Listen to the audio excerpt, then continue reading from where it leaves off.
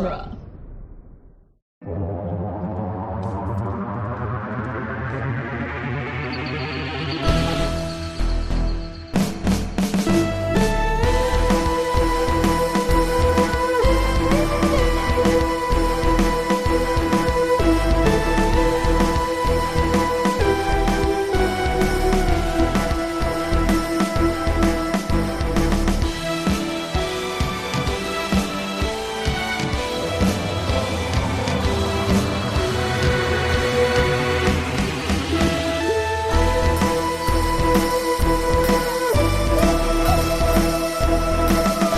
Welcome back to the Doctor's Companion presents Doctor Who The Long Way Around, the weekly podcast where we review and discuss every episode of Doctor Who, one doctor at a time. I'm Scott Corelli. I'm Cassandra Fredrickson.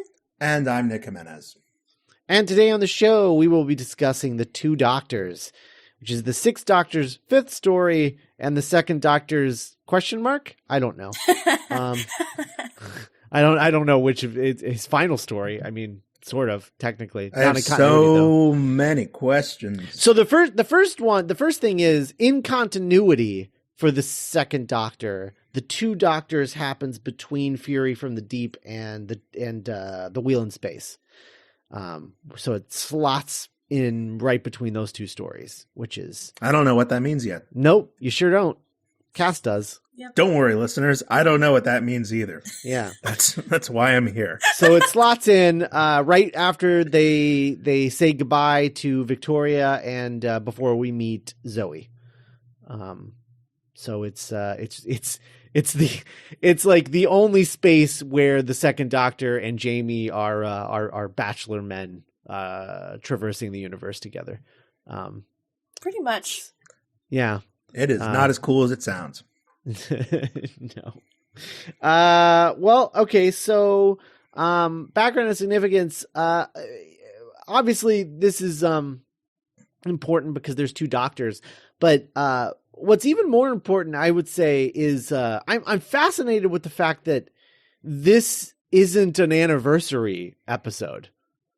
Like it's just a regular episode. They did the Five Doctors in 1983 for the 20th anniversary, and it was such a big hit that John Nathan Turner wanted to do another one, just cause, I guess, not understanding that it's the fact that they don't happen very often is what makes them special. Right.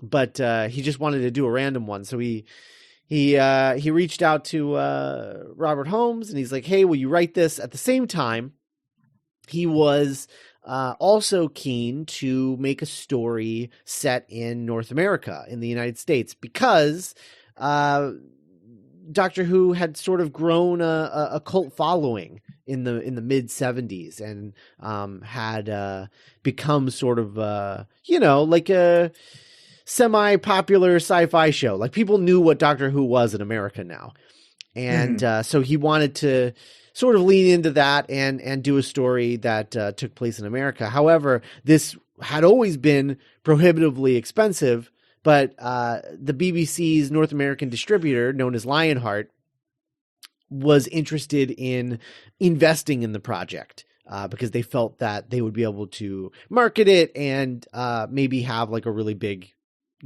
hit as far as, Doctor Who on PBS is concerned. So they started doing this. Nathan Turner had gone in 1981, had gone on vacation to Mardi Gras. So he wanted to set the story in New Orleans. And so he basically was like, okay, so I want this to be a multi-doctor story. I want it to be the Second Doctor and Jamie. I want it to be set in New Orleans. I want it to feature the Sontarans. And basically just gave a laundry list of things to Robert Holmes, who notoriously despises laundry lists, but he does. I mean, he hates when you tell him what to write. He hates it more than anything in the world. And he basically gave him like a ton of stuff and said, write it about this. So he wasn't super happy about that, but he agreed to do it anyway because he liked the idea of writing a multi-doctor story and was interested in writing another Sontaran story, if only because he felt that he needed to redeem them from the 2 stories that he didn't write that featured them that he hated so much. So he wanted to redeem them because he was like, no, my creations. So he agreed to do it. He came back with this idea that was going to feature, at first, he wanted it to be an alien race. He created an alien race who was really into jazz, and that's why it took place in New Orleans. That's amazing. Yeah, they were really into jazz. Later, this was changed because, as you may have guessed it, the New Orleans thing fell through. Basically Lionheart agreed to invest in it prior to actually checking to see if they had the money to do so, and they realized that they didn't and backed out of it, which John Nathan Turner was pretty furious about, and because he never got to do it. He never got to do an American Story. In fact, I don't think they did an American Story until the movie, right? The movie, but I don't think the movie was filmed in America. I'm pretty sure it was filmed in Canada. Yeah, in Vancouver. So I don't think they really did a Doctor Who story in America until Impossible Astronaut, if I'm not mistaken. I remember that being like a really big deal. Yeah. So he was like, all right, well, what about Venice? And they're like, we can't go to Venice. That's way too expensive. We have enough money for half a story. And this is 3 45-minute episodes long.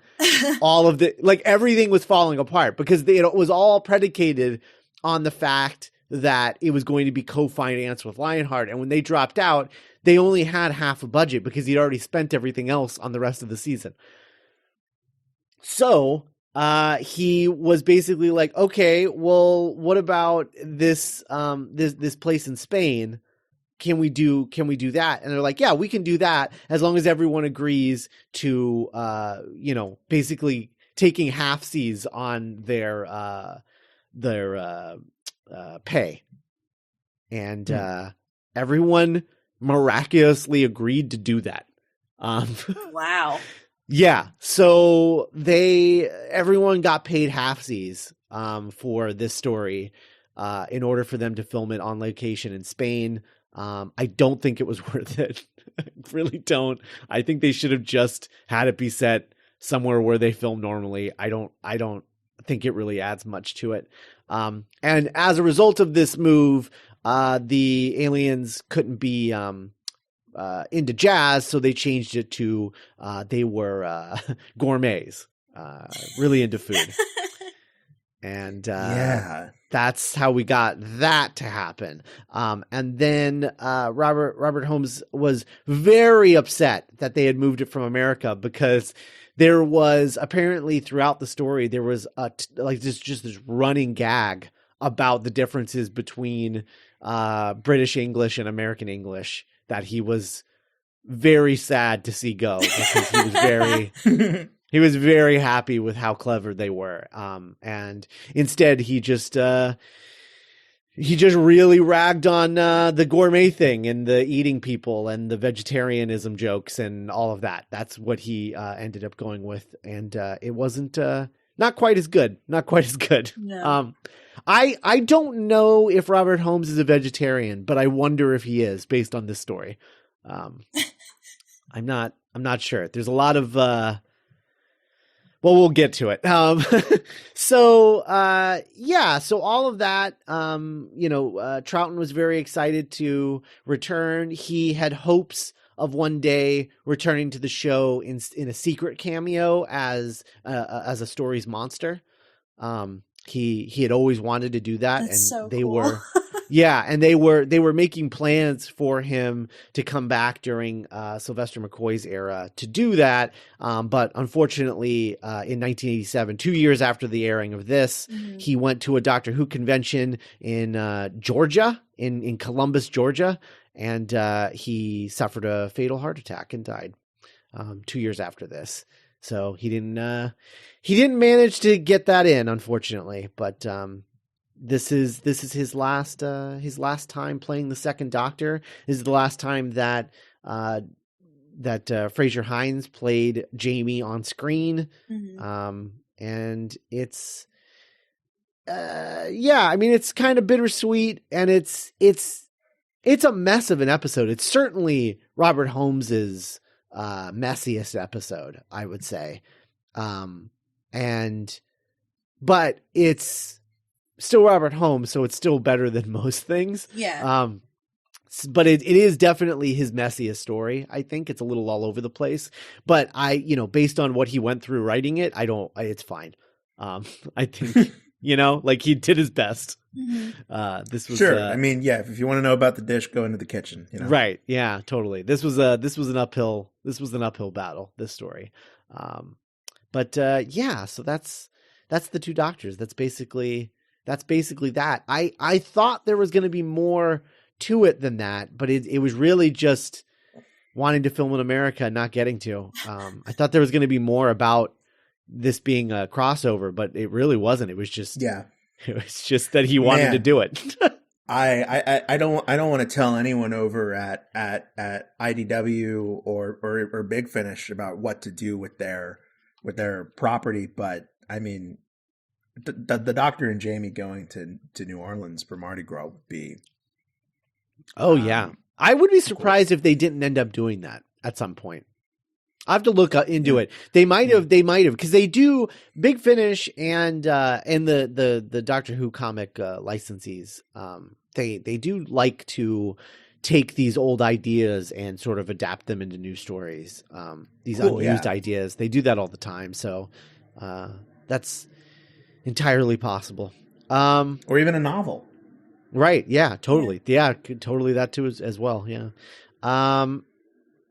Yeah. So that's interesting. I think the only other interesting thing that I kind of like about this story is that there's a whole season of Sixth Doctor Big Finish audios where his companion is Jamie. And so I like seeing their initial interactions in this story, and knowing that they're going to be Doctor and companion in the future. I think that's kind of cool. But that's it. Two Doctors. From 5 to 2. Yeah. This is also Peter Moffat's final directorial gig.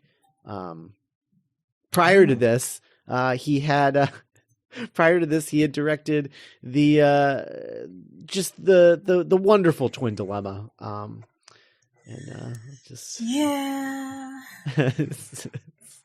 Sarcasm. Peter Moffat. He did some Fifth Doctor ones too, right? I think so. Yeah, but this was his final story. Is this one? But yeah, so that's he went out with a bang. Yeah, well, yeah, it's true. All right. Well, let's talk about the Two Doctors. The Two Doctors, Part 1, written by Robert Holmes, directed by Peter Moffat, produced by John Nathan Turner, script edited by Eric Sayward, air date 18th of February, 1985.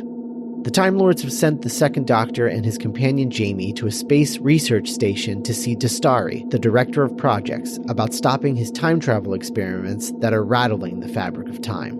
The Doctor is further alarmed by Dastari's latest genetic experiment, boosting the intelligence of a bestial and carnivorous androgum female named Jacine. The secondary concern soon proves the greater problem. The androgum have sided with the Sontarans to take over the station. The station soon falls, and the Doctor is captured and tortured.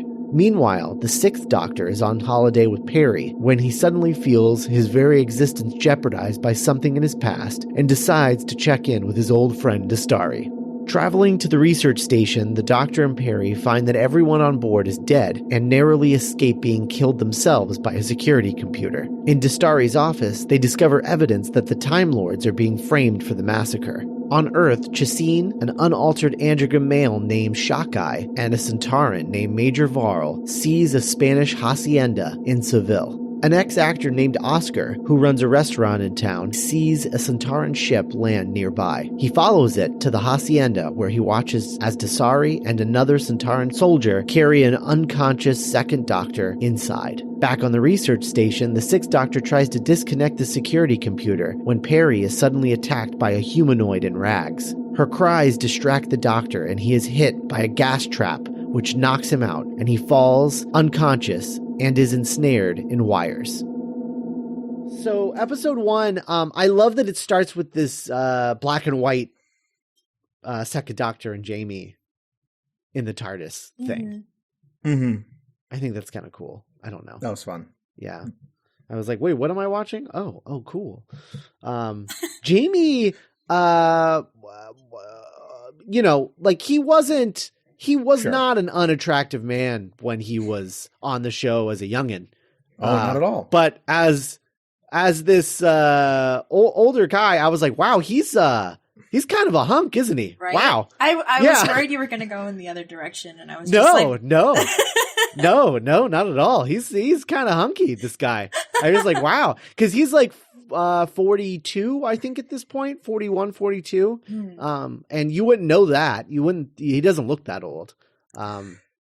It's good looking guy. I see why what's her face based her hunky Scottish character in Outlander on him. It's kind of I was like, oh, okay, yeah, fair enough.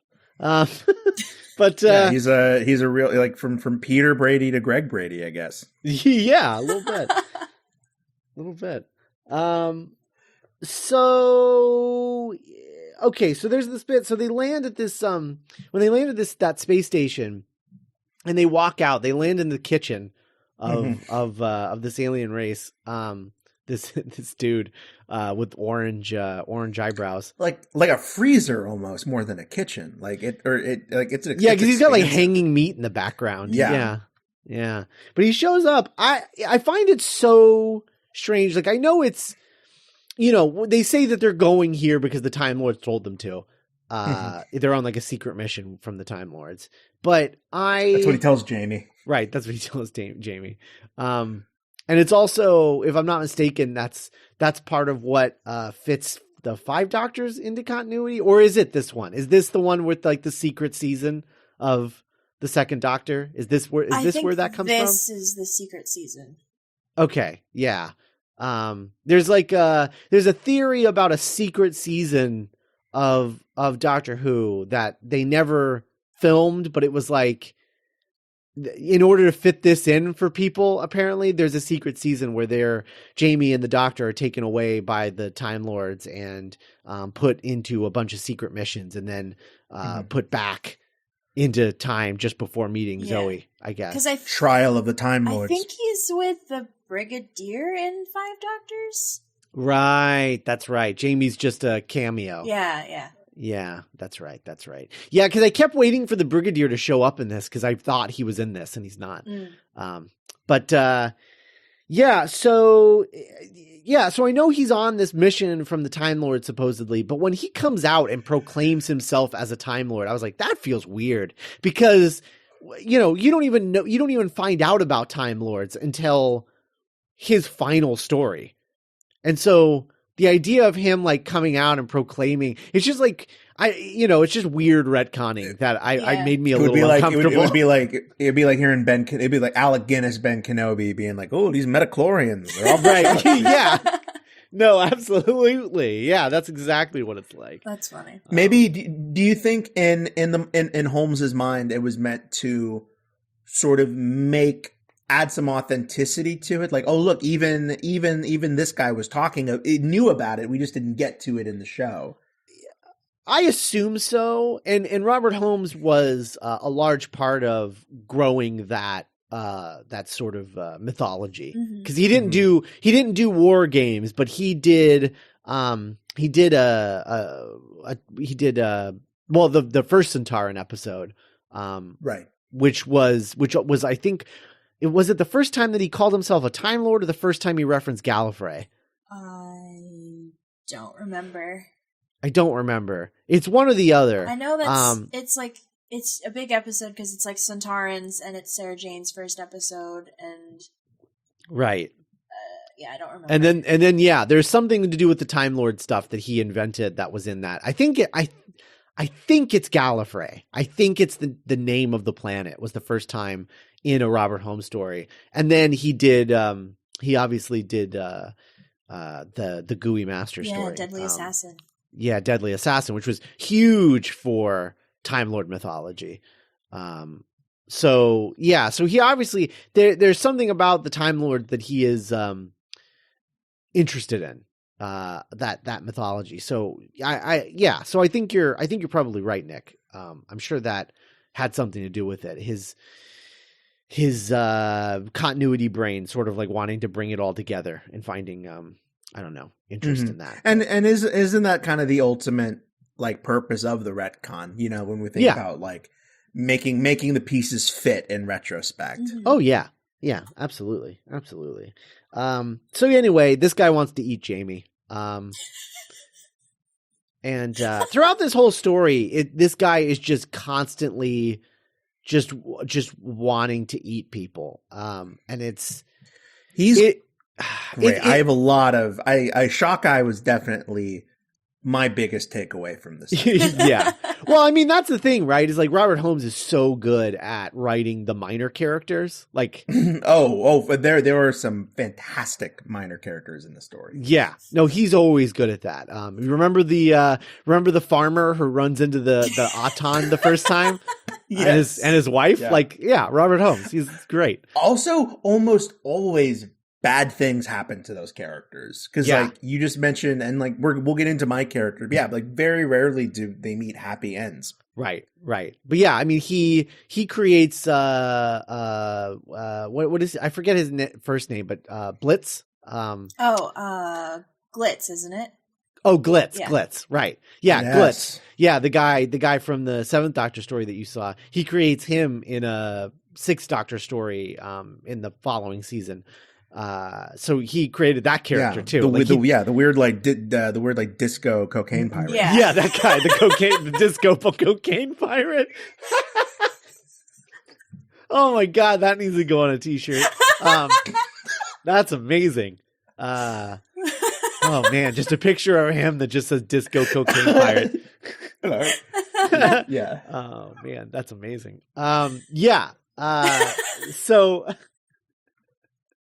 So yeah, he's just really good with those minor characters. So all of these minor characters in this story are just so good. Yeah, but Shock Eye is great. He's got like bright orange eyebrows. Yeah, it's very. I find him very distracting because he's not alien enough.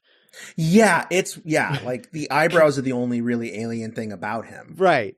And so when he's talking about eating people, I just keep having to remind myself that it's not cannibalism. Mm-hmm. Yeah, like he listeners, he kind of looks like someone that would be and do you guys ever have like those makeup textbooks like in theater class where it's like, here's how you put, and it would be like, look at these crazy man's eyebrows. Can't say that I have, but I like where you're going with this. So he identifies as an androgum. Androgum. It looks like androgum, and that's how but they pronounce it in a less goofy way. Which is I guess an anagram for like gourmet. Yeah, something. So it's an anagram for something to do with people who like food a lot. That's so funny. Whatever the fancy word for foodie is, that's what he's an anagram. His species is an anagram for. Like it's probably French, so I'm saying it wrong. But like gourmand. Gourmand, yes, that's it. Yep. Good work, Cass. Yeah. That's why you bring the culture to the show. That's why we have you around. I'm sorry. So anyway, it is weird seeing the Second Doctor be so like classist or so like puff chest. Yeah. Scene. Yeah, the puff chest thing is weird. Can we talk about my favorite character? For sure. Which is Stanley Tucci as Caesar Flickerman as Dastari. Because dude, his outfit's so cool. Oh my God. Yes. Every time he was on, I was like, what is Stanley Tucci doing in Doctor Who? He's amazing.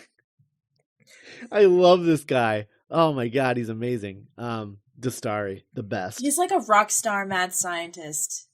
Yeah. It's incredible. Yeah, no, he's like because he's like if oh my God, I'm really bad with names this morning. This afternoon. It's not even the morning yet anymore. What's wrong with me? It's like if Sir Elton John were a mad scientist. Yeah, he has especially in kind of a post Guardians universe, a post Thor Ragnarok universe, like he fits right in. Yes, yeah. Totally. It's got those big glasses, like for a little bit, I'm not gonna lie, I kind of misinterpreted some of it for like during part 1, and I thought he was a Time Lord. Oh, and God. I was like, God, if only I would kill for just a season of just meeting different Time Lords, and they're all like crazy. Like he's like the Doctor's the most down to earth one. Oh my God, I would love it. It boggles my mind that the Doctor is the Doctor, the Master, and the Rani are like, and I guess the monk. Okay, well that's spoilers, 4. But yeah, but there's that's only 4 like renegade Time Lords in the history of a planet. No, that seems crazy to me. There should be more. There should definitely be more. I think old school Doctor Who fans would hate me because I'd be like creating Time Lord left and right if I ever wrote for that show. Yeah, they were like, ugh, stop doing this. Just bring the floaty bowler hat guy back. Oh, you bet your ass I would bring him back. He's like the Phil Coulson. He's like the glue. Yeah, totally. He is the Phil Coulson. Oh my God. Oh my God. They need something to avenge. So anyway, okay. So one of my favorite Jamie things that happens in this episode, in this whole story, is when the Doctor, because like Dastari is building a time travel technology, and the Time Lords have sent the Doctor to stop him from doing this because they're like, hey, look, we can trust ourselves with time travel because we don't do anything. Because there's only 4 renegade Time Lords. Right, exactly. We don't mess with time. We have rules. But if someone else created time travel, they wouldn't have those rules, and they're gonna bring the universe to its knees, and we can't have that. So you need to go and stop him from creating time travel. And so the Doctor is like, yeah, you have to stop it. And they're like, well, he's like, well, what are you doing right now? How do you know I'm not supposed to create time travel and you're getting in the way of that? And he was like, well, that's why I'm on a secret mission. They're not going to let anyone know that I did that so that they can deny it. Because they all think I'm a crazy person. And he's like, well, I'm gonna create time. I'm gonna create time travel. I don't care what you have to say. And he says, the Doctor says, well, that would be a very stupid thing to do. And then Jamie just behind him, just real big, just starts nodding. Yeah, yup. It's my favorite. I laughed really hard when I saw him doing that. Oh, my favorite thing that Jamie does is acts like he knows what's going on. I think it's next episode, but the thing that made me laugh the hardest with Jamie, where Perry's like, oh, it's a conspiracy, and she's just like, oh, what? She asks, what is it? And then Jamie's just like, a plot. And it made me laugh so much because I'm like, oh, Jamie, you think you know everything, but you really, really don't. No, he learned what a conspiracy was at some point, and he was like, oh, I was confused about this once, let me help. And I love him to pieces. Jamie's the best. 6 Doctor fishing. Don't like it. Not a fan. Yeah. Not a fan of the Doctor fishing. Not a fan. I genuinely forgot he was in this until you said that. Yeah. Yeah. I'm not a fan of the Doctor fishing, period. It's Well, he finds a way. He finds a way to even be a little. I can't curse, but he finds a way to make that obnoxious. Just fishing. Yeah. Fishing for Gumblejack. God, it's like. Oh, you've never had Gumblejack, Perry. It's simply the best fish. Don't suppose you've ever had if every doctor had like a subtitle, the six doctors subtitle would be mansplainer. Yeah. Yes. Yeah. Because it is atrocious in this episode.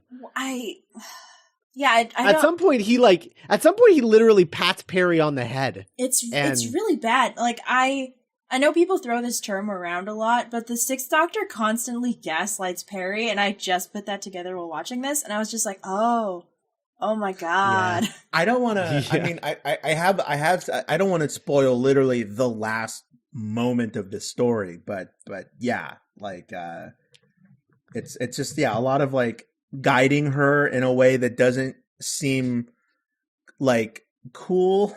Yeah. Because the Doctor taking the companion by the hand, leading usually her through the universe is an iconic part of the show, but just the way he does it is so weird. Yeah. It's honestly kind of like, oh, this is why. So this is the difference. Like this is how to, So Dastari is like, well, I have to kill you now. So he's going to kill the second Doctor. And then he's being put to death, and the Sixth Doctor is feeling it. Basically, because he's like, oh, if I'm dying, but it's a previous incarnation. Now I'm feeling it. Yeah. And then he just starts monologuing about how that doesn't make sense. And I really like it because it does sound like a crazy person babbling. So when Perry is just like, why don't you sit down? Like maybe stop talking. I love it because it's like, yeah, no, he sounds like he's losing it. And we know what he's like when he loses it. Yeah. So her being afraid is completely justified. It's awful. Yeah. He gets a little choky when he gets mad. Yep. He does get a little choky. That is accurate. Like the Doctor does. Yeah. So now he is like, okay, well, we have to go find my other incarnation because he's in trouble. And if he's in trouble, I'm definitely in trouble because, it's I guess the way that this works, like as a time traveler, it's like, it works in a similar fashion to how trickle down economics is supposed to work. It's like the second Doctor dies. And then the other doctors in the timeline like slowly die. It feels like it should work backwards. It feels like the Sixth Doctor should go first. But it goes the other direction. Well, how does it work? Yeah, because in Looper, when they would injure a person's past self, or no, they would injure a younger person's self, and the wound would show up on the older person having healed. But it was instantaneous. It was instantaneous, yes. Yeah. So it is a little screwy. Yeah. Robert Holmes really bends over backwards trying to figure out how to explain why the Sixth Doctor's still alive. And continues to do so throughout this story. It's rough. But yeah, so Jamie's out in the hallway. He sees his doctor getting hurt. And the dude who wants to eat him shows up and tries to take him in. And he gets in a knife fight with him, which is fun. Classic Jamie getting in a knife fight with an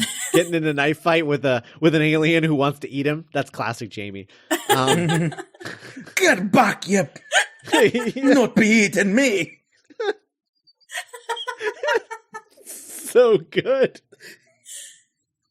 You do a really good Jamie.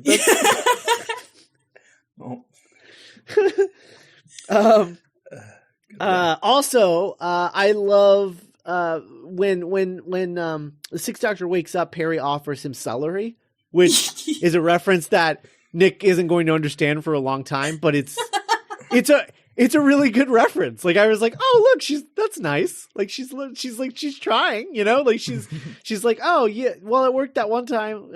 Maybe you need that, and then maybe you won't die and be crazy and try and kill me again. And this is when he also like name checks like the recorder and like the jelly beans. Mhm. Yeah. Or is it? Yeah, Okay, totally. cool. No, that's I really like that. And then she's like, well, maybe you need a doctor. Are you trying to be funny? Which is that's happened a line before. in that was a line in the latest Two Doctors story. Twice Upon a Time. That's true. Yeah. Yeah, Capaldi. Like, I need a doctor. Are you trying to be funny? So that was Oh. a reference to this, which I was like, wow. Like, I didn't know it was a reference when we were watching Right. that. And then I watched this and I was like, oh, wow. Moffat, you did it again. Yeah. Still surprising us from beyond the grave.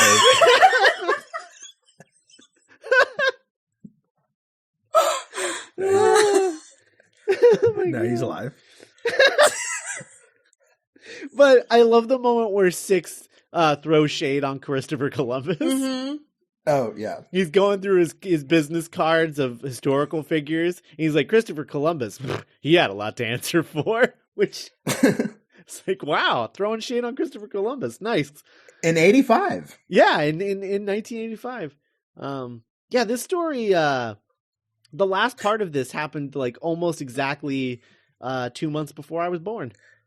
Oh, that's great. Yeah, something happens when I know now that when we go through like a round or a season of this show, there's like, it's almost like when you're changing time zones on a flight, I can feel my eyes adjusting to like a more modern type of storytelling. And it happened during this one where just the way that a scene was staged, just the way people would like enter and walk around, I'm like, oh, this is starting to feel a little closer to what I'm used to now. Mm-hmm. And it always happens around like 6, 7. Yeah. That's that is definitely where the transition starts happening for sure. Mm-hmm. It also helps that this is Robert Holmes and not someone else. Mm-hmm. Can we talk about Perry's headband for a second? Because wow. Oh my God, I love it. Do you really? I do. I love her weird space age, like stupid synthetic, like 80s outfit. It's so cute. Yeah. Perry's pretty underrated overall. Like I wish they would let her wear more clothes. Cause there's, I don't, Sure. How do you, yeah. I really what's don't, there to say? Well, I don't like the idea of like Doctor Who trying to get sexy. Like that's a weird. No, Doctor Who like, the show, like as a series. I think the most. I think we've already reached, and maybe I'm getting old, but I think Doctor Who is already as sexy as it needs to be. Uh-huh. I think Matt Smith era was kind of peak hanky panky. Yeah, and even that was just like, oh, the tall girl's wearing normal skirts that look really short on her because she's super tall. Yeah. And that was like the most that it got, you know. And I was like, okay, that's fine. Because even this Clara, is Amy, she's very young. We try not to sexualize her, right? Well, because even Clara, who's like, you know, literally one of the most attractive people on the planet, wore lots of layers and things. Like, you know, she was wearing like teacher outfits, like that thing where you're like wear like the dress with the long sleeve undershirt, you know? Yeah, like or just clothes. the idea of Doctor Who being for the male gaze is just really oogie to me. I don't like it. So there's parts of Perry's costuming that really bother me. Yeah, The headband not being one of those things. No, of course not. No. I'm just lusting after that headband. But no, it's just it makes me a little uncomfortable. There are moments in this story where I was like, I wish somebody had told her to button up a couple more buttons or something, or didn't tell her to unbutton buttons. I don't know. It's weird when it's Doctor Who. I mean, she's got like happening. It's like a shrug basically. She's not wearing a shirt. She's got like a bikini top underneath there. So there's only so much you can like. I don't know. Yeah. Yeah. But yeah, and it's such a It's so interesting because it is something that the show doesn't really try to do again, even when it does come back for, you know, the new millennium. And I don't want to sound like, I mean, they have all the companions are attractive actresses, but Perry is kind of this weird outlier where it does feel like the show trying to do something and it not really working well with the formula or with the what the show is supposed to be, with the tone. Yeah. The tone. Yeah. I'm even trying to think of another companion who was ever in a swimsuit, and I can't think of one. The Doctor doesn't go to a lot of beaches. The Doctor doesn't do a lot of. Yeah, that's true. A lot of physical. Can you think of any cast, or is Perry literally the only one? I mean, technically, Turlo is in a swimsuit during the introductory Perry episode, so equal opportunity companion skin, I guess. All right, fair enough. They should go to like Canto Bight. They should go to like a resort next season. I don't even know who they are anymore.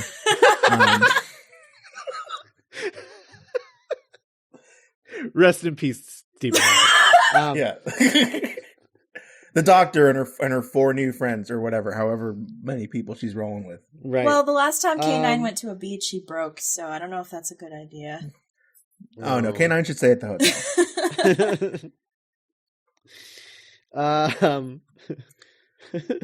K9, we're going out. Do me a favor, fill the ice bucket. Yes, mistress. And then mistress, then he does. I don't even know how to work one of those. He just spends the whole episode trying to figure out how to get the ice into the bucket. Making lots of ice buckets. Right. He just comes back as he's arriving. He's like, I've got the ice, mistress. She's like, oh, great. Makes a drink. And then the end of the woo. That's great. I think we've got our spec script, guys. It's a page and a half. Anyway, yeah. So, did anybody else? Speaking of weird Time Lord stuff, did anybody else find it weird how prideful the Sixth Doctor is about the Time Lords? Where he's like telling the computer voice down the hallway, like, "I am a Time Lord." I mean, it wasn't uncharacteristic, if that's what you mean. It would. I mean, for him, for the Sixth Doctor. Yeah, I guess so. It's weird that, I don't know. It's weird anytime like a doctor is like proudly stating they're a Time Lord. I think it makes the irony of the next season he's in that much better. No, that's true. Fair play. Yeah. It's pretty good. Because for people who don't know, the next season is when he's literally on trial by the Time Lords. Yep. So. Yep. By and of. Yeah. Yeah. So then, and then we meet who I can only imagine is Nick's favorite character, which is the Moth Hunter. Felt like this was who you were talking about when you were like, there was a minor character that you loved. I thought that this was who you were talking about. He's pretty great. Oscar Oscar isn't that guy, right? Yes. Yeah, that's Oscar. That is Oscar? Okay, cool. Yes. No, yeah. Oscar's my favorite character. Yeah, I was going to say, yeah. Oscar, he is a part-time moth hunter and a full-time waiter. Yes, that's the thing is it took me a minute to remember the moth hunting scene because I just remember him being at a restaurant and everything, in all of his scenes. Right. Oscar the Moth Hunter. He's mansplaining moth hunting to this nice Spanish lady. His like beautiful Spanish girlfriend or whatever. Yeah. Right. Yeah, their relationship fascinated me. Uh-huh. And we'll get into the meat of their adventures are in part 3, I think. But yeah. It's like it's really like like Oscar is like if the husband and wife team from King of Queens just like showed up. We were just like, what are you guys doing here? Yeah, like the big goofy, but he's very like he's a classic waiter. He is a very like he likes the finer things in life. He's not a slob. Yeah, that's true. But I could see him playing a role where he likes the finer things. The James? Yeah. KJ? K James. Cage. Anyway. So Oscar's hunting moths and he's explaining exactly how he does this and what he does with them when he catches them. There's a lot of commentary about like hunting things for reasons and without reason. Yeah, there's a through line about like just eating, consuming, hunting. Yeah. It's really, I don't know what he's trying to say. I don't know what Robert Holmes is trying to say about this. I need to look up to see if he's a vegetarian. because that's the only explanation that I've got is that maybe he's a vegetarian and he's like, we should stop doing this. It's weird. But I don't know. So what else happened? So they not a whole lot. Yeah, the Sixth Doctor, the cliffhanger is the six and Six is like up in the rafters of this thing because they're trying to track down the Second Doctor, and so they've tracked him down to like a certain area in a certain time, and so they're trying to like triangulate where they're at, and he's like up in these rafters working on something, and then he gets gassed and falls into like these cables, and when he does that, he is at the same time of that is happening, Perry is being attacked by an unknown person. But they make the cliffhanger about him hanging in the wires. The Sixth Doctor hanging in the wires, instead of what is the result of the cliffhanger, which I think is way more interesting and shocking than the actual cliffhanger. But we'll talk about that when we get to episode 2. I did just look it up. Robert Holmes was a vegetarian. Ah. Well, there it is. So that explains that. Robert Holmes was a lifelong vegetarian, and this story was a parable about the evils of eating meat. Like Okja. Mm-hmm. Okja. Interesting. Mm-hmm. That would be a great. Never mind. I loved Okja so much because it was basically a Doctor Who story without the Doctor. Yeah. Oh, yeah. Yeah. That makes Yeah. So, part 2. The Two Doctors, Part 2, written by Robert Holmes, directed by Peter Moffat, produced by John Nathan Turner, script edited by Eric Sayward, air date 23rd of February, 1985. Perry knocks out her attacker and frees the Sixth Doctor from his wire entanglement. They find that Perry's attacker is a half-delirious Jamie, who has been trapped on the station, hiding from the security computer. Jamie tells the Sixth Doctor what happened and that he saw the Second Doctor being killed. Returning to the office to examine the station records, the Doctor discovers the source of the illusion that made Jamie believe that the Second Doctor was dead. The Sixth Doctor deduces that his previous incarnation must be a Sontaran prisoner, along with Dastari, the only person in the galaxy who could isolate what gives a Time Lord the molecular stability to travel through time. The Sontarans must be using Dastari and the Second Doctor to genetically alter themselves so that they can travel safely through time and conquer all of time and space. As Dastari and Jacine prepare the Second Doctor for surgery in the cellar of the Hacienda, the Sixth Doctor's TARDIS materializes nearby. Oscar, the moth-catching ex-actor, approaches Perry, Jamie, and the Sixth Doctor for help, believing them to be plainclothes police officers, and leads them to the Hacienda. The Sixth Doctor asks Perry to create a distraction at the Hacienda's front door while he and Jamie enter the cellar. Perry interrupts Dastari's operation, posing as a lost American student. Jacine is suspicious of her, so Perry makes her excuses and leaves, but Shockeye chases after her, eager to taste human meat. Perry's attacker bumps his head on a pipe, and that's how we solve that cliffhanger. But what's more interesting is that after Perry goes and wakes up the Doctor, which you get that stupid Doctor Who joke of she's like, how did like wait he was like well, you know, I just didn't breathe in anything or whatever, or he's like explaining how he wasn't totally dead from breathing in the stuff, and she's like, well, how did you breathe? And he said, with great difficulty, I'll explain later. Like, and then never does, which is a you'll never be able to. My lungs are the best lungs.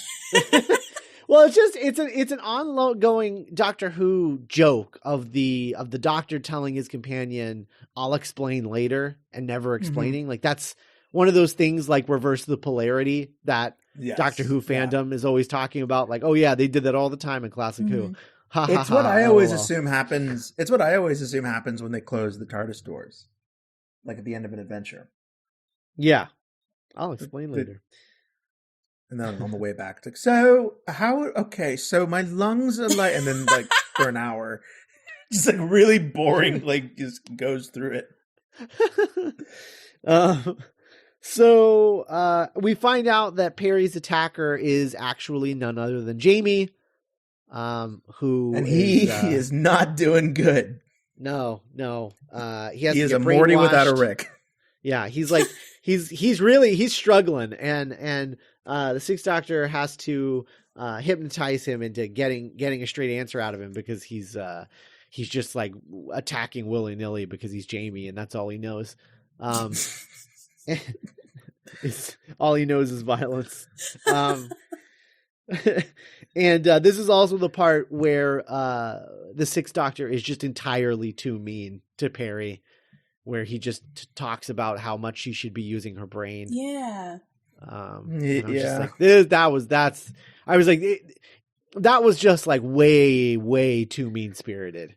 And it's part of the reason I think I struggle with the Sixth Doctor stories. It's just be like, it's just so mean. He's just mean, and it's a shame, because like I really do hate knocking anytime a show, especially an institution like this, veers left. Yeah, or like, you know what, we're not going to do another version. We're going to do something different. So it sucks whenever that experiment just doesn't work for me. You know? Yeah, and so it's kind of the true with the Doctor, where it's like I kind of appreciate that. Yeah, they were like, how far can we stretch this? But yeah, it's just not fun to watch this dude a lot of the time. Mm-hmm.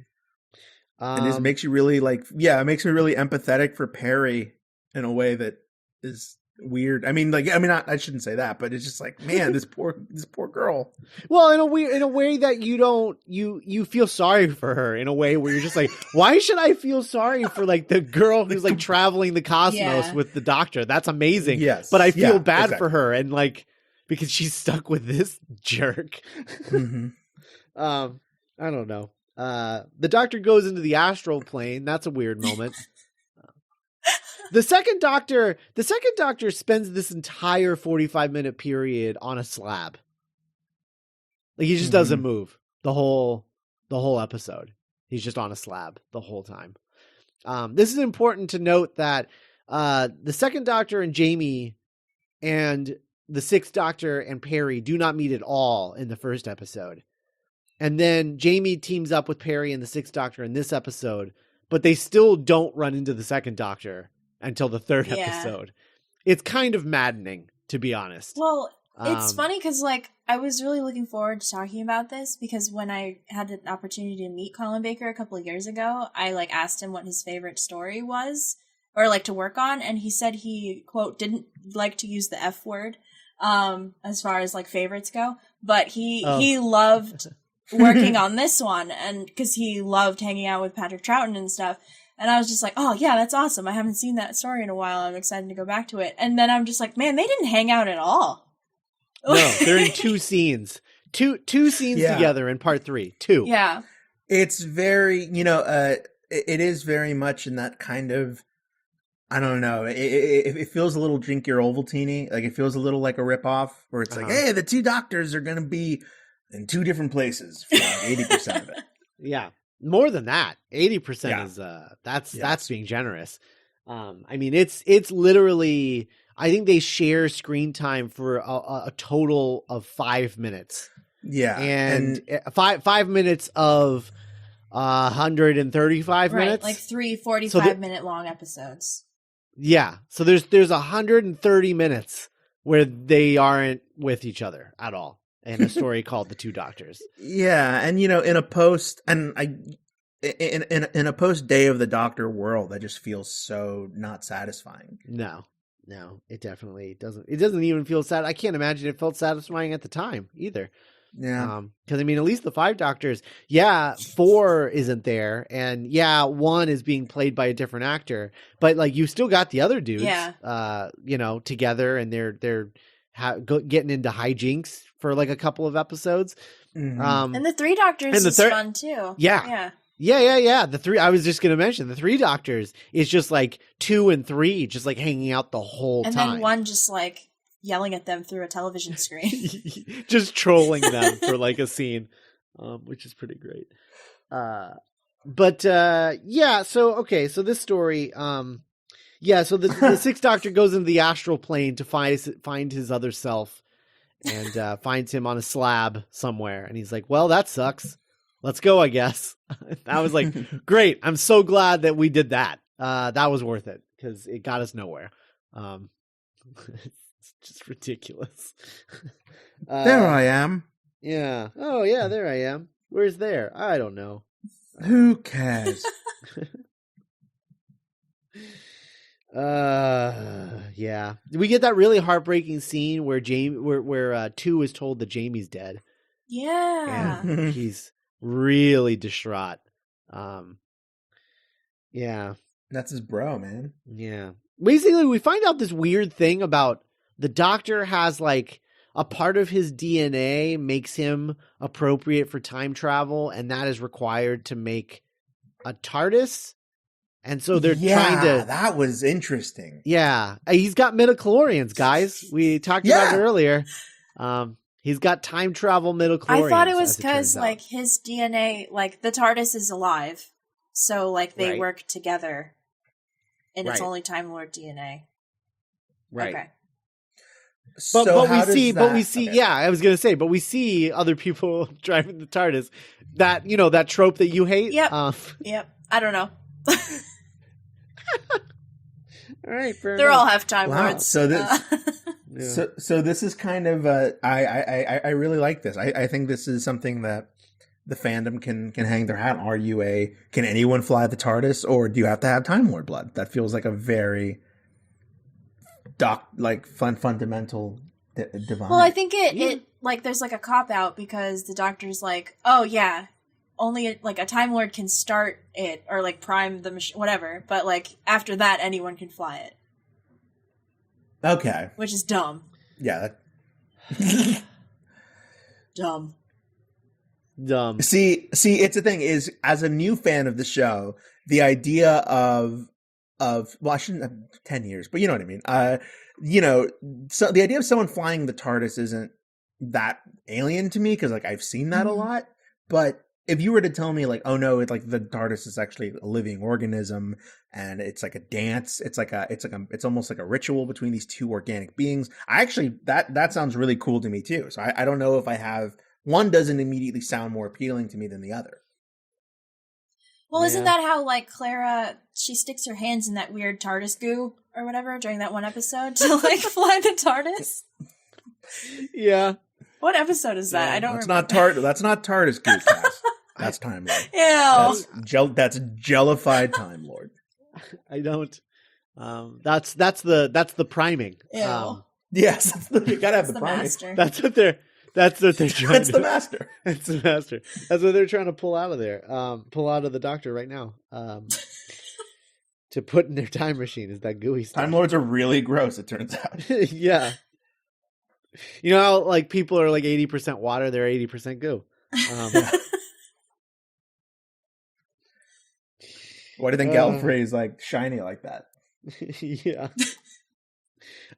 So they show up in this area in Spain, and I was struck by like the Sixth Doctor comes out and he's just wearing a vest. He's just wearing his vest because it's hot out, so he's not wearing so many layers. And then you've got Perry in her tie off shirt and her swimsuit or whatever that she's wearing, and then Jamie comes out and he is wearing far too many layers. Yeah, like full Scottish regalia. Yeah, like something that like a Scottish person would wear to a wedding. Like really regalia, absolutely. Like it is like a pillowy shirt and he's got like black, a pirate shirt with like ruffles. Yeah, and like a velvety jacket with like the crazy I don't know what the purpose of that like sash thing is, but he's wearing one of those too, and there's a lot of fabric on that, a lot of excess fabric. I was like, he is so hot. He is. Yeah, he is. But he's really like, he must be sweating like crazy because they're in the middle of Spain in the summer. The other two don't have to, like, not even the Doctor has to wear his jacket, and they make him wear all those layers. I just, I was having like heat flashes just looking at him. It's bad. It was really bad. What else? Oh, I love the gag that Perry doesn't know what the second Doctor looks like. Yeah. Because they just wheel him right past her, and she's like, "Oh, who's that? Is he okay?" Yeah, I really like that. Like they're so close to saving him, but she didn't know who it was. It's really creepy that what's Orange Eyebrows? What's his name again? Shock Eye. I almost called him Shock Jaw. Shock Jaw. I think that's a transformer. Yeah. Chakra? Transforms from a robot into a jaw. Is that what she said? Chakra? I think it's Shock Eye. Shock Eye. Shock yeah. Eye? Shock Eye. Shock Eye. Like Hawkeye. Shock Eye is a real creeper. With the constant telling his prey, "I'm not gonna hurt you." That is super creepy. And I don't like it at all. Not a fan. Because Perry runs for it. Weird species. Yeah. Perry runs for it. And then is gonna get eaten because he captures her in the field. And it's not great. Anything else in part 2 that was notable? Because I found that part 1 was pretty good. I like Jamie and Six together in part 2, but like generally the plot stuff didn't do a whole lot for me in the second episode because this doesn't need to be the equivalent of a 6-parter. No, I feel like it lost a lot moving from New Orleans to Spain. Yeah, but they still kept it 3 45-minute episodes, even though it should have probably been cut down to 2. Like, it's fine because Robert Holmes kind of knows how to write a 45-minute episode as opposed to literally everyone else this season, but like... Right. I don't know. Yeah. No, I hear you. The Spanish countryside is pretty. Yeah. I am very much looking forward to next... like we have one more story from this season, and it's the last time we do 45-minute 6 Doctor stories. And I'm very much looking forward to Trial of a Time Lord just being 20-minute episodes again. Hoodalolly. Yeah, indeed.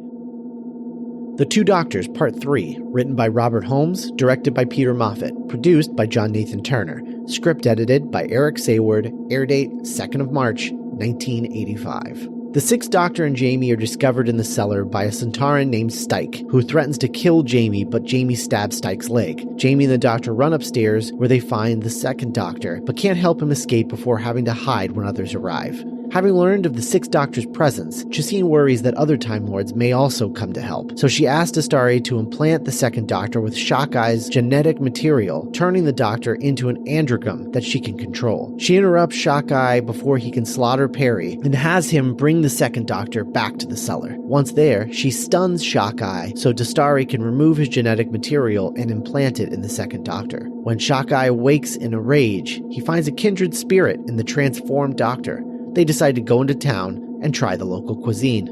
Meanwhile, the Androgums and Sontarans turn on each other, with each race coming up with a plan to steal the time travel ability for themselves and destroy the other. Astari lures the Sontarans into the cellar, where Chasine attacks them with 2 canisters of Quranic acid. Varl is killed, but Stike attempts to escape in his battlefield cruiser, which has been rigged to self-destruct. The ship explodes, taking him with it. The Sixth Doctor, Perry, and Jamie follow Shock Eye and the Androgum-enhanced Second Doctor into Seville, where they visit Oscar's restaurant to have a meal. The 2 of them eat so much that they run up an enormous bill, and when Oscar demands that they pay, Shock Eye stabs and kills him, just as the Sixth Doctor and the others arrive. Shock Eye leaves behind the Second Doctor, who slowly reverts to normal, as Chasine and Astari arrive and take them back to the hacienda at gunpoint. Chasine gives Shock Eye permission to eat Jamie, and the Androgum takes him to the kitchen. Alone for the moment, the Sixth Doctor frees himself and runs to save Jamie. He encounters Shock Eye, who pursues him outside, but the Doctor finds Oscar's cyanide killing jar. He ambushes Shock Eye, pressing the cyanide-soaked cotton wool to his face and kills him. Dastari begins to regret his choices and decides to free the second Doctor and his companions. When Chastine sees this, she shoots and kills Dastari. She tries to shoot the second Doctor and Perry as well, but Jamie throws a knife at her. Chastine goes into the time machine that Dastari was building, hoping to escape, but it explodes, causing the molecular disintegration of Chastine and turning her back into a common androgum in death. The second Doctor summons his TARDIS, so he and Jamie say their goodbyes and leave, while the sixth Doctor and Perry make their way back to their own TARDIS and decide to become vegetarians. That takes us to part 3, where we find out that their plan is they're gonna switch the DNA between Shockeye and the second Doctor. Oh, dude, like this is technically a Sontaran story, but the Sontarans don't really do anything. Oh my god, there's a Sontaran in this episode. I know, we haven't even mentioned the Sontaran because he doesn't do anything. In fact, I think he's basically gone by like 10 minutes into the third episode. He's just gone entirely. Yeah, he blows up. Oh, that's true. Yeah, he gets like goosed. He gets like slimed. Yeah. And then he like explodes. Oh, right, because they're in the they have like the Klingon battle axe. Yes, yeah. They have the Klingon battle axe for some reason, and then they're like climbing into a hole.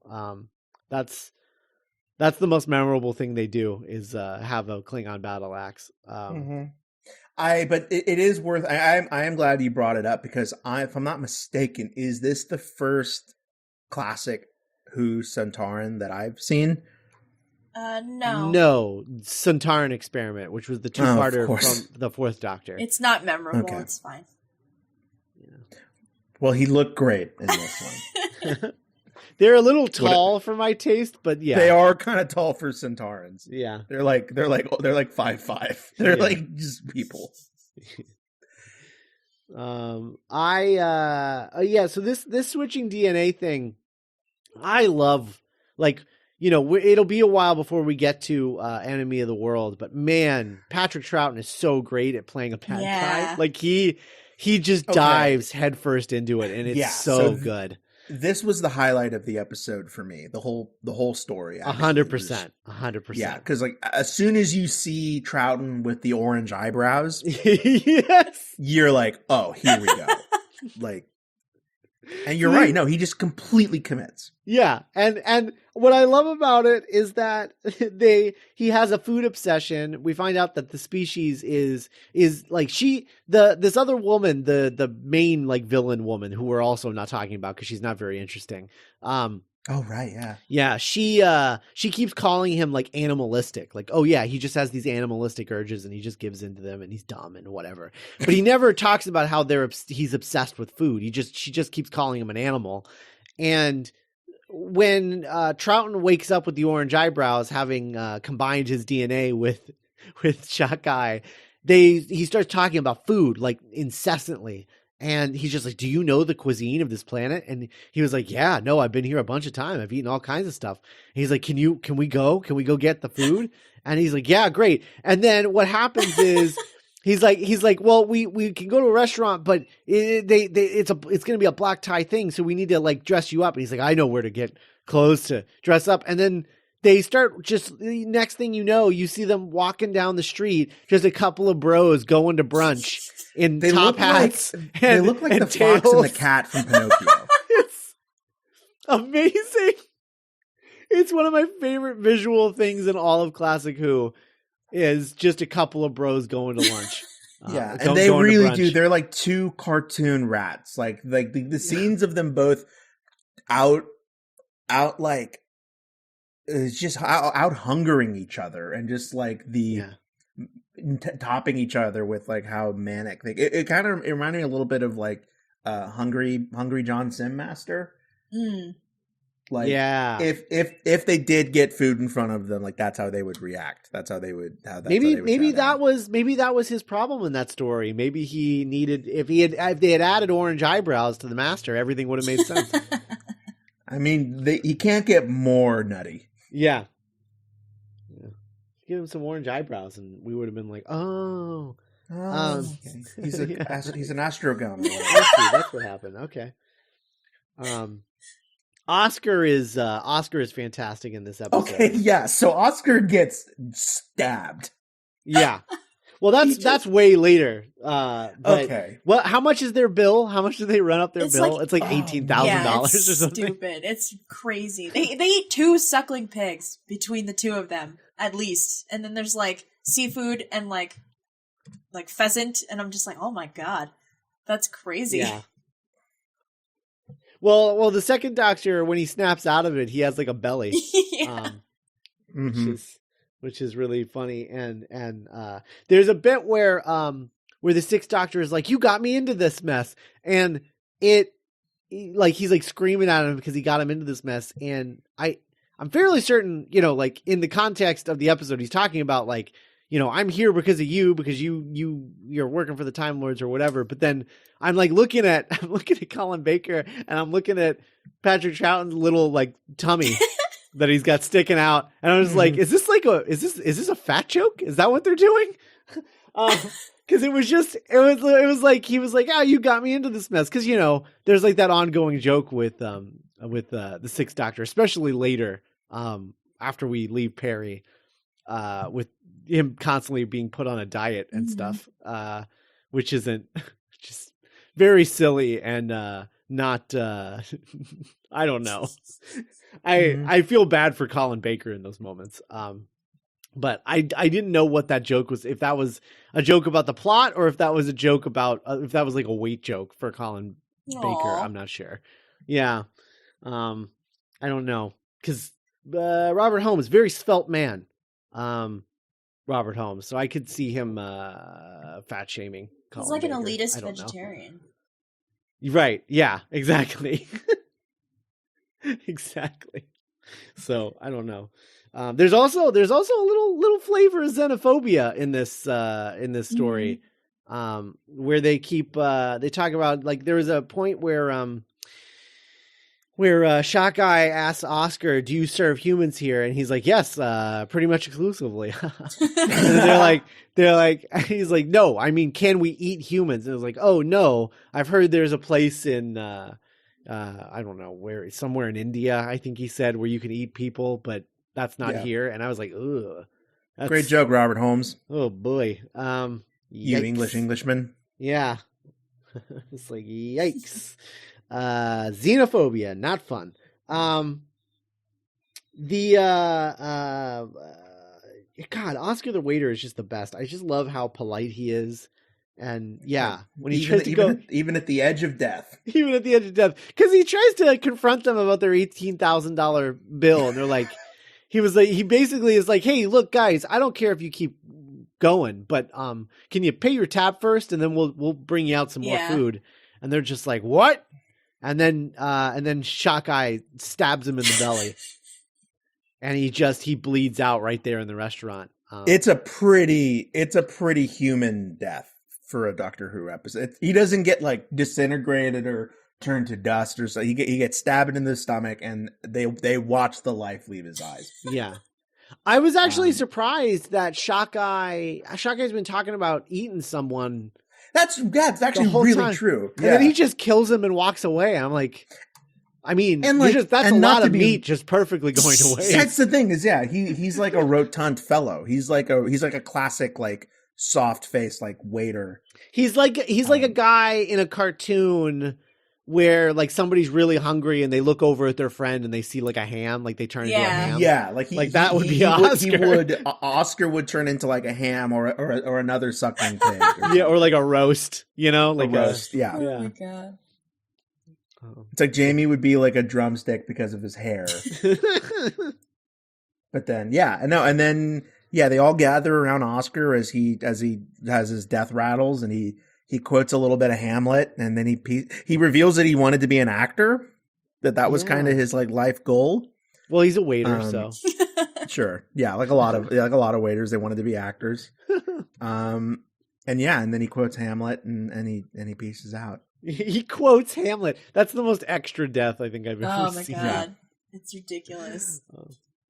And six even gives him a little back after he dies. Yeah. Like, good night. My god. Oh yeah. And then Okay, so Oscar dies. 2 and 6 finally meet.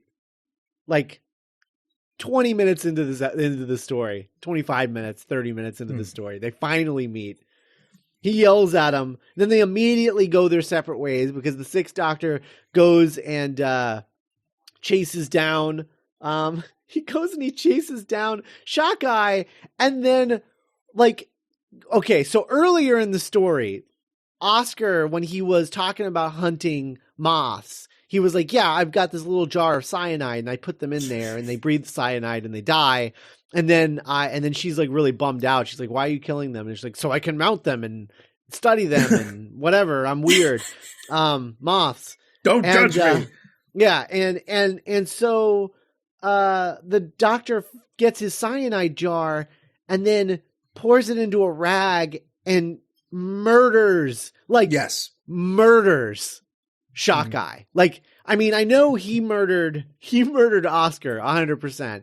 I'm not saying he didn't deserve to die, but you couldn't have anyone, guys. Yeah, it's the Doctor. It's not like he used a blaster or whatever. It was straight up super personal, chloroform rag, murder. Yeah. Yeah, again like a real Sons of Anarchy death.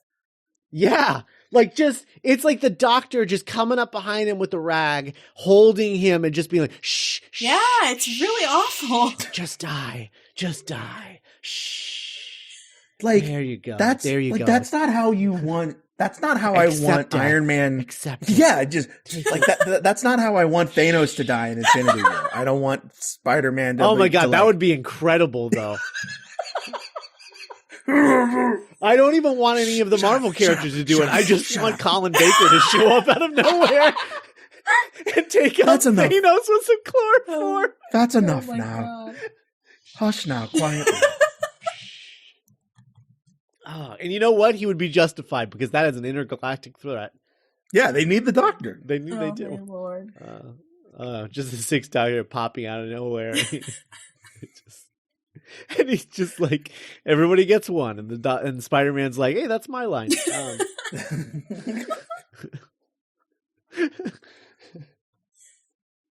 I just no, it's a bonkers ending. Oh man, the idea of any modern Doctor doing that is insane. He kills him with cyanide. Yeah, just waits behind a tree and just suffocates him to death. Horrifying. Oh man, we didn't even talk about earlier in this episode, Perry. I think it's in this episode. Yeah, I'm pretty sure it is. Perry gets caught by Shockeye and is taken in to be butchered, and there's and then it happens multiple times where he's about to butcher someone and gets interrupted. Mm-hmm. And so he's picking a place to chop her up, and it's really creepy. And then later with Jamie, he's talking about how the fat is marbling in the muscle. He's using a meat tenderizer on Jamie while he's still alive. Oh my god. Horrifying. That's a thing that was happening. Yeah, that's where I was like, he has to be a vegetarian. There's no way. There's no way. This is some very, very unsubtle satire. Like that line that he says about primitive species not feeling pain like we do. And I'm the way that we do. Yeah. Yeah.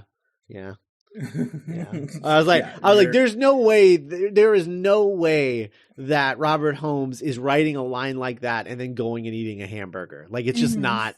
Mm-hmm. It's not happening. It's a very Lisa Simpson line, and I mean that in a very loving way, not in this anti-Lisa Simpson chat that I've been hearing on the internet lately.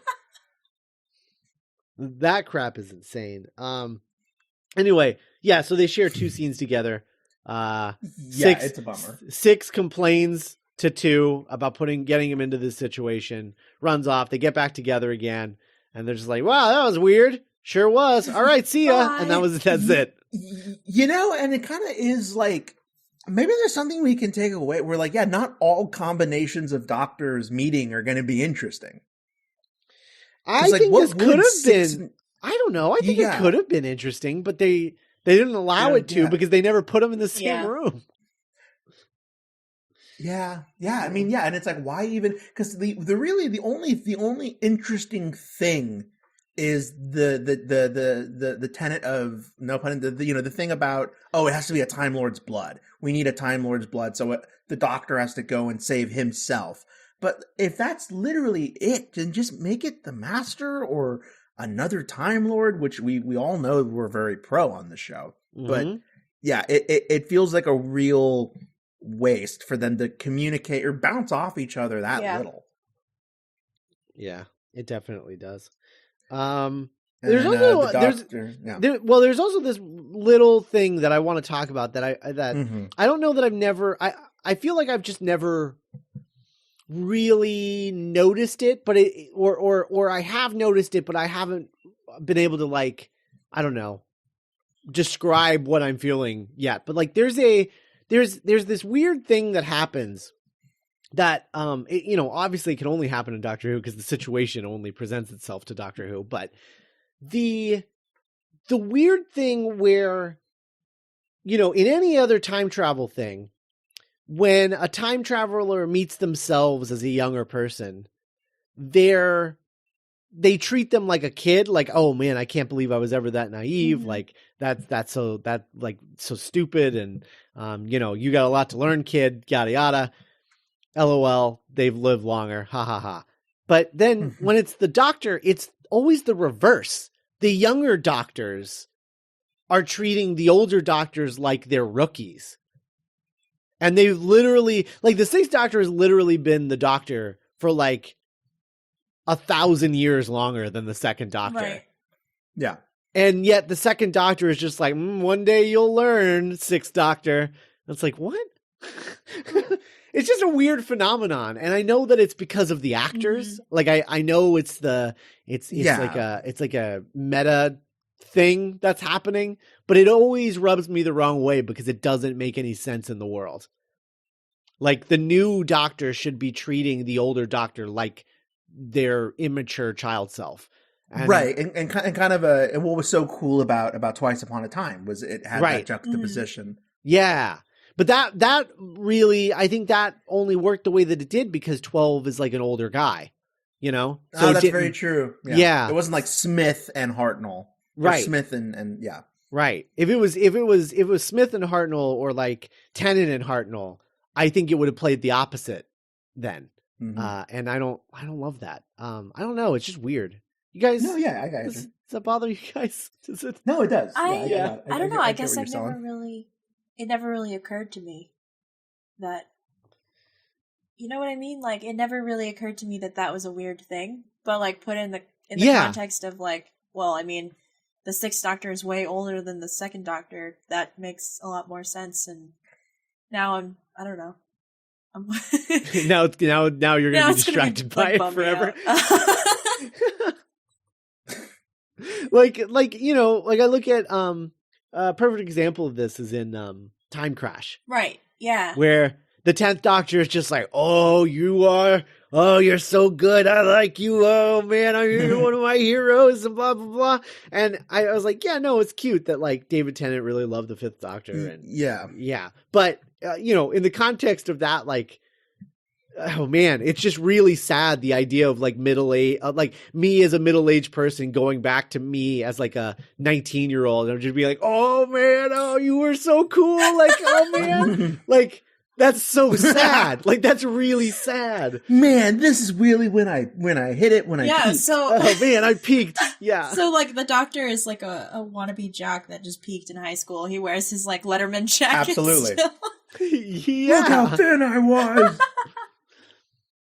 Yeah, it's so strange. I think if I ever had the opportunity to write like a multi-Doctor crossover thing in like comics or whatever, I feel like I would write it that way, where it really is like the newer Doctors are treating the older Doctors like children because that's what it would really be like. I feel like, I don't know. Especially in the context of a comic where you don't have to worry about actor egos. Yeah, for sure. Yeah. That's great. I'm going to be obsessed with the idea of like you meeting like 04, 05 Scott and like geeking out. I would just slap him and just go, stop it. Would like walk away, and I love it because it would ruin my entire life. That my past self came back in time, and I'd be like, oh my god, time travel's I just got slapped by myself. What happened? What do I do? You're like a lawyer.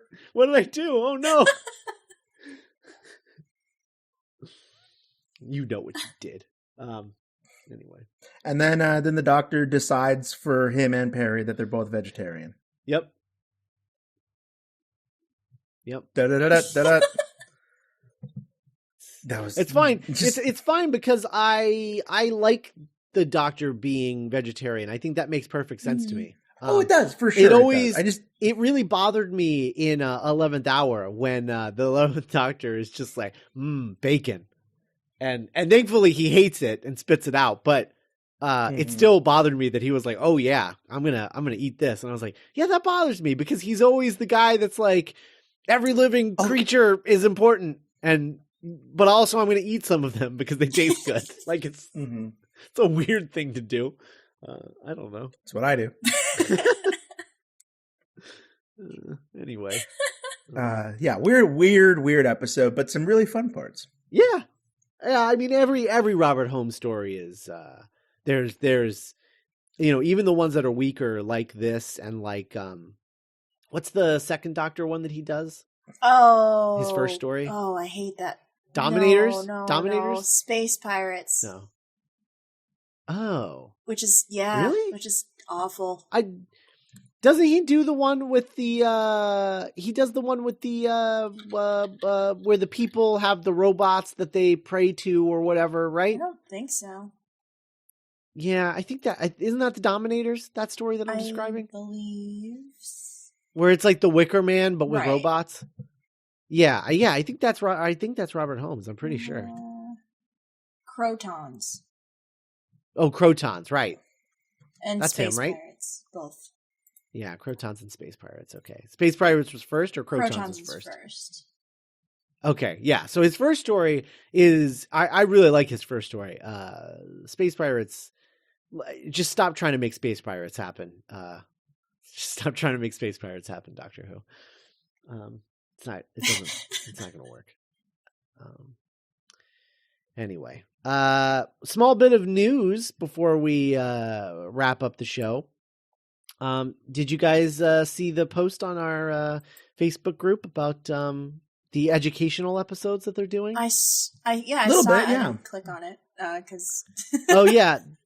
They're gonna do the civil rights movement, and they're gonna have the doctor's gonna meet Rosa Parks. I hope that goes better than it. I don't know. Better than. I hope that they handle it well.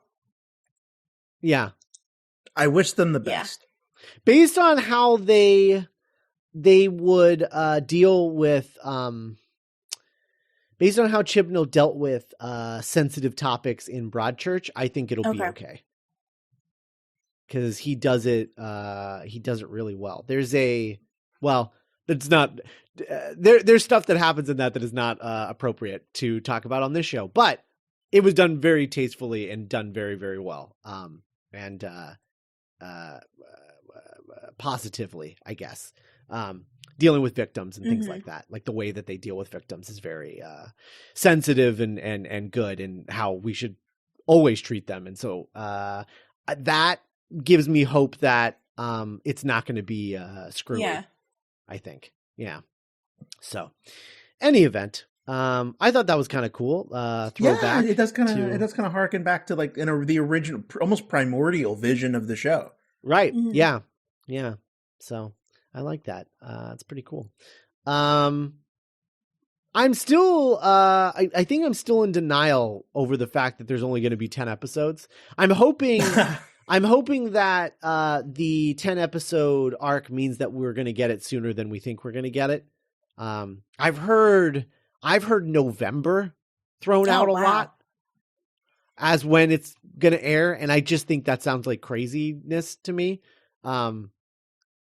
because I think supposedly the reason people are saying November is because it's the 55th anniversary of Right. Doctor Who this year. Or, as I like to call it, the 5-year anniversary of it. Right, yeah. Yeah. So that's this year, and so people think that. I'm hoping they time the finale with that date instead of the premiere, but because I don't want to wait that long. That's a really long wait. I don't want to wait that long. That seems... I mean, and then would like the Christmas special be part of those 10 episodes then if it comes back in November? I don't know. Lame. I don't know. Is there even going to be a Christmas special? Don't even put that into the universe, Scott Corelli. Is Twice Upon a Time the last Christmas special? I hope not. Yeah. Oh, that's right. It was such a Moffat thing. Well, not really. No. Yeah. No, not really at all. Yeah. It's not going anywhere. Oh, I mean, it got really Christmassy under Moffat's tenure. Yeah.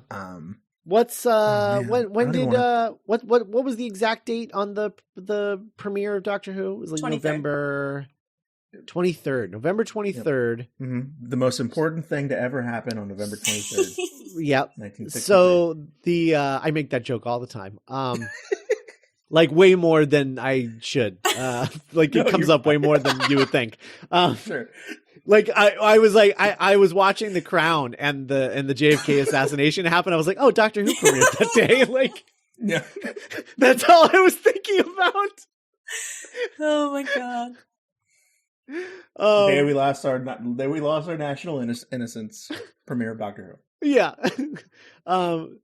So anyway, the what was I gonna say? Okay, so November 23rd. Let me. I'm gonna open up a calendar and try and see if I can figure this out. So November 23rd is a Friday. So say they do Saturdays. So it's the 24th is the finale.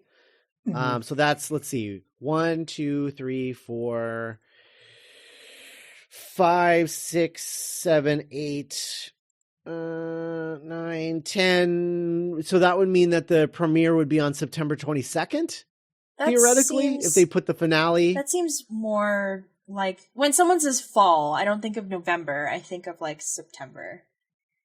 Yeah. That's like fall TV. Yeah, right. September 22nd being the premiere back. Of the new season of Doctor Who feels right to me. Because it would be weird because it's either the finale is going to air then or the premiere is going to air then. And if the premiere airs then, it's going to like the Christmas special is right in the middle of the season. That's weird. Really weird. Yeah, I don't like that. Well, whatever happens, we'll always know that an episode will come out on Christmas. Yeah, whatever happens, we'll be here for you. Holding each other's hands and yours as the changes are coming. Every doctor needs its Jamie. God, I am going to be so sad if I don't like the new direction of the show. I'm going to be sometimes I think about that. And I'm just like, oh no. Like nothing against like the doctor. But isn't that always like, how it is though? Cause like, you know, I had just been like, I was like a brand spanking new Doctor Who fan when Matt Smith came around, but I had just binge watched all of David Tennant. And I'm like, oh, what if I hate him? And then I don't know. With Capaldi, it was just like, oh, what if I hate him? Yeah, it's like whenever your mom gets a new dad. Yeah. Well, no, it's not. It doesn't. Every time you're like, what if I don't like this dad? I always love it's not the doctor that I'm afraid of not liking. It's the show. The show. Yeah. Like the new version of the show. I'm always afraid of like, oh, like, because it's, well, you know, they're restarting from one again, and I just don't even. I just really want a trailer. I want a trailer. I want to know what the show looks and feels like now. We weathered the storm of Series 7. True. Well, Cass didn't. Hey, man, I'm still here.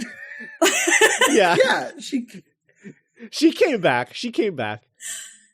So, I mean, I can't imagine it ever getting worse. Oh, God, don't even say it. Yeah. Let's not even go there. Oh.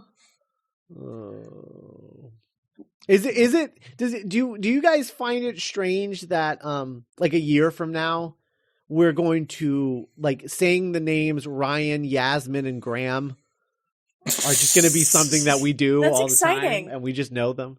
I just find that's Yeah, it's really and interesting. K9. A year from now, we're gonna.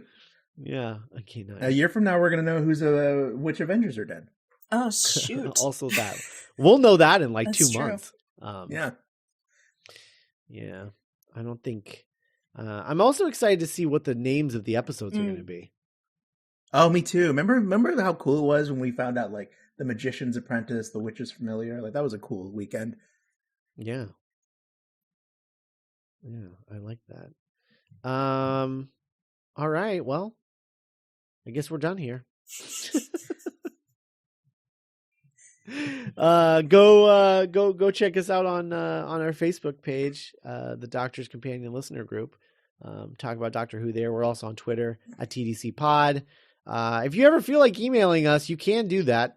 Contact the doctorcompanion.us. I feel like email isn't the thing that people use anymore. It used to be, and it's just not anymore. No one emails anybody anymore, unless it's like if there's work stuff. Yeah, it has to be like there has to be a purpose. Like you're emailing like a thing, a file or something.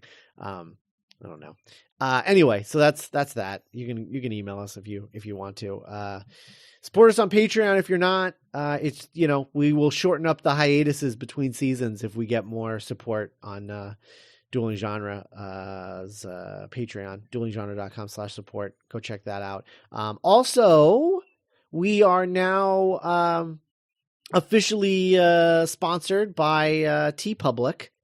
So if you want to go and get TeePublic stuff, you can go to duelinggenre.com/merch, and we will get a cut of anything that you buy off of TeePublic, not just our stuff, but all the stuff.